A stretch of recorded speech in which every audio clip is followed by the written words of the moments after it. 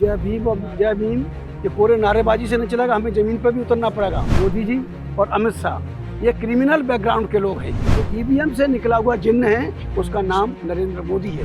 अगर दलित हिंदू होता तो निश्चित तौर से उसे मारा नहीं जाता, मॉब लिंचिंग में नहीं मारा जाता, उनकी बहन बेटियों का बलात्कार नहीं होता। 2011 तक जो तड़ी पार रहा है जो शख्स, वो इस देश का गृह मंत्री है। सारी क्रांतियां खाली पेट और ये भूखे पेट ने क्रांतियां की है।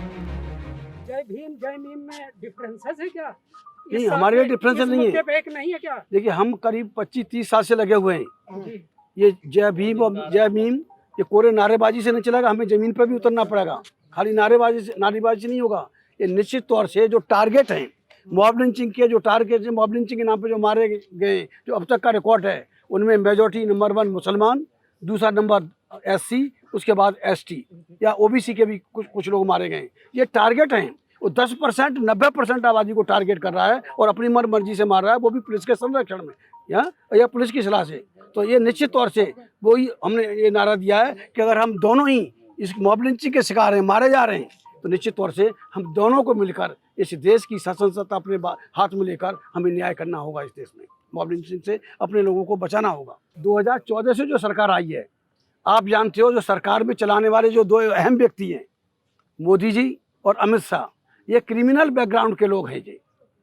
आप इनका रिकॉर्ड देखिए, BBC ने भी कर दिया, हम लोगों ने भी देखा है कि इस तरह से हिरेन पांड्या को मरवाया गया, जस्टिस लोया को मरवाया गया। ये क्रिमिनल्स जो इस देश की गवर्नमेंट चला रहे हैं, तो क्रिमिनल्स क्यों डरेगा? अगर क्रिमिनल ही इस देश का मुखिया बन जाएगा, इस देश का प्राइम मिनिस्टर बनेगा, होम मिनिस्टर बनेगा, तो फिर उसको कोई भी डिमॉन्स्ट्रेशन से या किसी भी आवाज़ को उससे क्या फ़र्क पड़ता है? फिर भी आप इकट्ठा क्यों नहीं हो पा रहे? क्योंकि आप कह रहे हो कि ये लोग क्राइम मैन लोग हैं। देखिए, वो प्रोसेस चल रहा है, हम लोग कोशिश कर रहे हैं। ये पॉलिटिकल लोग हैं, पॉलिटिशियन हैं, वो अपने निजी स्वार्थ के लिए नहीं इकट्ठे हो रहे हैं। उनमें मैं समझता हूँ, जो मैंने देखा, उनसे मिलने के बाद देखा है, 90% लोगों को यही RSS और BJP चला रहा है। तो ये ऐसे लोगों को जब RSS BPU ने कंट्रोल कर रहा है, BJP कंट्रोल कर रहा है, तो किस तरह से उनको इकट्ठा करेंगे? फिर भी हमारी कोशिश है कि निश्चित तौर पे आप बार-बार लाइक कर रही है उनको। जी, जनता बार-बार लाइक कर रही है। नहीं, जनता नहीं लाइक कर रही साहब। जनता में एक मशीन ले आए हैं, जो EVM से निकला हुआ जिन्न है उसका नाम नरेंद्र मोदी है। EVM से निकला हुआ दूसरा जिन्न है उसका नाम अमित शाह है। ये जो मॉब लिंचिंग नहीं रुक रही है, ये सरकार की सह पे हो रही है। गवर्नमेंट स्पॉन्सर्ड है, सेंट्रल गवर्नमेंट स्पॉन्सर कर रही है इस बात को। न क्या मजाल है, एक के बाद दो, एक के बाद ये हजारों वारदात हो चुकी हैं, सैकड़ों हजारों मुसलमान मारे चुके हैं। और आपने वहाँ उसमें देखा ना, उना में तो 4 लड़कों को सिर्फ मरी हुई गाय की खाल उतार के ले जा रहे थे, उनको 4 किलोमीटर तक जीप से उस गाड़ी से बांध के खींचा। अभी आप कोर्ट की बात कर रहे हैं, जैसे बाबरी मस्जिद का जो डिसीजन आया, उससे हमारा सुप्रीम कोर्ट और सारे यहाँ की न्यायपालिका से हमारा भरोसा उठ गया है। हम इस न्यायपालिका के हम अभी कुछ कह नहीं रहे, लेकिन इस न्यायपालिका से हम न्याय की उम्मीद नहीं कर सकते। शब्द आपने इस्तेमाल किया है, क्या ये आपत्तिजनक नहीं है? कौन सा? हिंदू आतंकवाद। ये क्या है?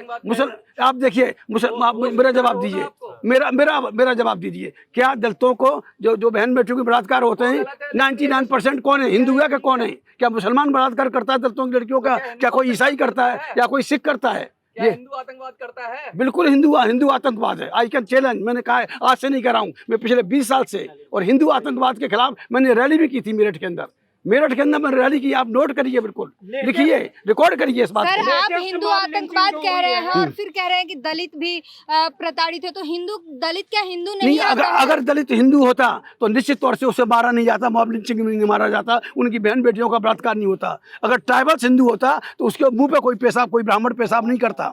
अगर मुसलमान तो चलो जाने दीजिए, अगर हम ये डॉक्टर अम्बेडकर ने कहा था कि हमें हिंदू नहीं मानता, हमारे ऊपर जुल्म करता है, मुसलमान और ईसाई हमें हिंदू समझकर हमसे दूरी बना के रखते हैं, तो बताएं हम ऐसे स्थिति में जाएं तो जाएं कहाँ?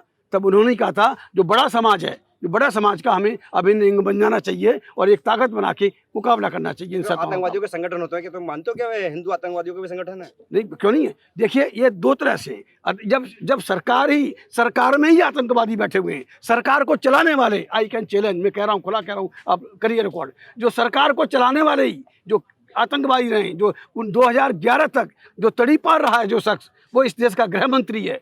तो मैं समझता हूँ कि सारा आतंकवाद गृह मंत्रालय से निकल रहा है। अभी जो 2020 के दंगों की रिपोर्ट आई है उसमें गृह मंत्री का नाम खुल के आया उस रिपोर्ट में, मीडिया ने भी उसको किया, और यहाँ तक कि केजरीवाल भी उससे, क्योंकि ये सब एक ही थैली के चट्टे बट्टे हैं। केजरीवाल और अमित शाह दोनों के नाम आए कि गृह मंत्रालय से स्पॉन्सर्ड था वो। आपने कहा कि न्यायपालिका भी इंसाफ नहीं कर रही और सरकार तो हठधर्मी कर रही है, तो फिर लोग जाएंगे कहाँ से, कहाँ जाना उनको? सड़कों पे उतरना पड़ेगा भाई।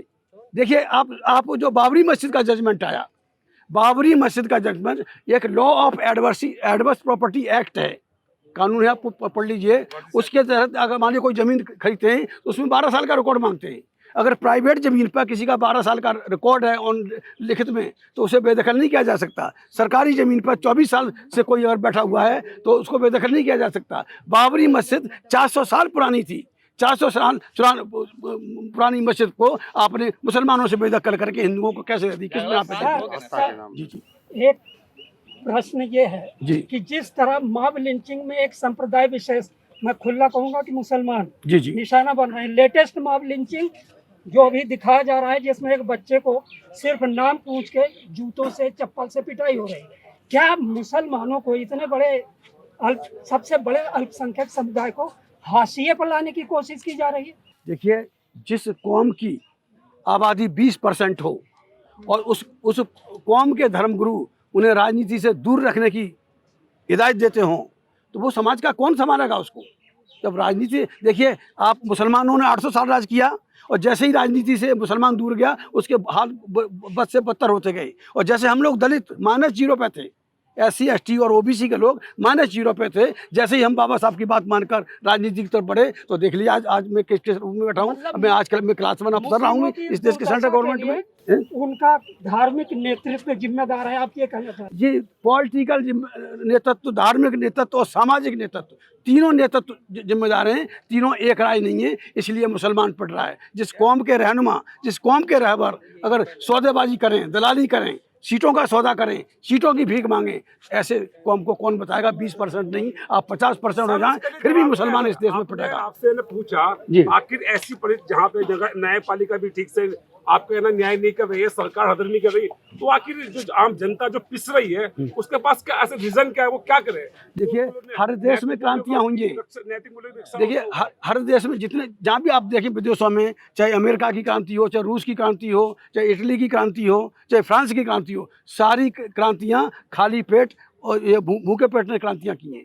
यहाँ का भूखा पेट मजबूरी में निकलता नहीं है, मरे हुओं को जरूरत नहीं है, कौन लड़ेगा? एक दिन जरूर आएगा कि जब जो पीड़ित लोग, जो सताए हुए, देश में सताए हुए लोग इस सरकार के, खासतौर से बीजेपी सरकार से, उसके साथ आप कहते हैं सरकार गुंडागर्दी करती है और न्यायपालिका पर आपको भरोसा है नहीं, तो आप न्याय मांग किससे रहे हैं? हम न्याय नहीं मांग रहे, हम चेतावनी देने के लिए आए। हम न्याय मांगने नहीं आए, इनसे चेतावनी देने आए। आज हम 100 लोग के करीब हैं, लेकिन आने वाले लोगों में ये हजारों लोगों के साथ जब हम दिल्ली को घेरेंगे, या पूरा से समाज जो इस देश का मूल्यवासी है, और खासतौर से जो पीड़ित समाज है, SC ST OBC और मुस्लिम, ये पीड़ित समाज ही यहाँ जिस दिन दिल्ली को घेरेगा तो इन जो हुक्मरान हैं उनको पैर रखने की जगह नहीं मिलेगी। ये बताइए 2024 में कितने सूबे पे चुनाव लड़ेगी आपकी पार्टी?